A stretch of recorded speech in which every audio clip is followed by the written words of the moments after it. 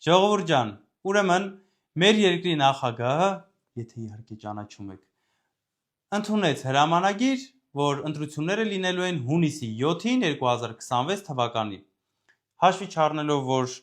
առհասարակ այս process-ը լինում էր 90 օր առաջ, այս վերջի ժամանակներում այս անգամ եղավ 120 օր առաջ։ Ինչի համար բոլորս լավ գիտենք։ Ուրեմն, այս հրամանագրից ենթադրում է, որ առհասարակ որևիցե բարեգործական process չի կարող իրականացվել։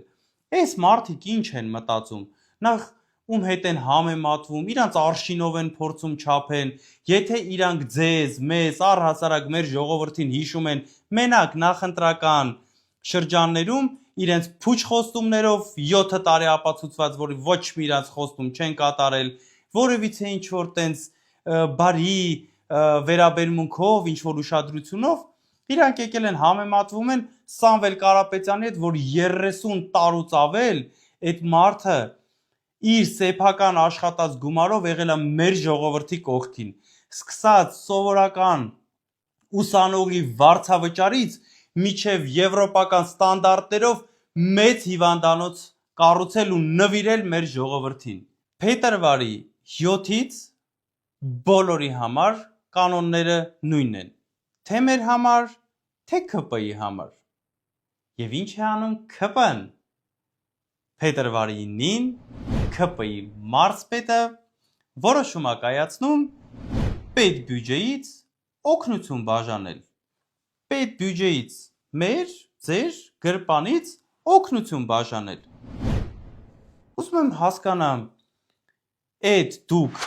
մեր փողով մեզ օգնություն եք տալիս կարելի է, մեզ մեր փողով, մեր աշխատած փողով բարեգործություն անել չի կարելի, հələ պարզաբանեք հասկանանք։ Ժողովուրդ ջան, այս նյութի մասին փաստ լրատվականներ հայտնել, հիմա կդնեմ, ինքներդ էլ կտեսնեք։ Ժողովուրդ ջան, ուրեմն տեսեք, այս մարդիկ նորից եմ ասում, հիշում են ժողովրդի մասին մենակ նախընտրական շրջանում։ Մենք էլ դուք էլ արդեն վաղուց հասկացել ենք, այս նախընտրական ժամանակներում էլ մեր ու ձեր փողով փորձում են լավություն անել։ Ժողովուրդ ջան, ձեզ հավաստիացնում եմ, այս ամեն ինչի վերջը արդեն եկել է։ Շատ շուտով մենք ունենալու ենք ուժեղ Հայաստան, շատ շուտով ունենալու ենք ուժեղ վարչապետ Սամվել Կարապետյան, ով որ տերա լինելու